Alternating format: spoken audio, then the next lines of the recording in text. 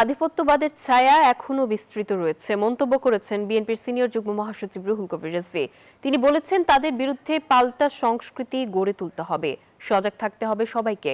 রবিবার সকালে জাতীয়তাবাদী সামাজিক সাংস্কৃতিক সংস্থা জাসাসের ৪৭তম প্রতিষ্ঠা বার্ষিকী উপলক্ষে শহীদ রাষ্ট্রপতি জিয়াউর রহমানের সমাধিতে দলের পক্ষে শ্রদ্ধা জানান তিনি। পরে কথা বলেন সাংবাদিকদের সঙ্গে। রিজভী বলেন, স্বাধীনতা ও সার্বভৌমত্ব যারা ক্ষুণ্ণ করেছে তারা সংস্কৃতি বিরোধী।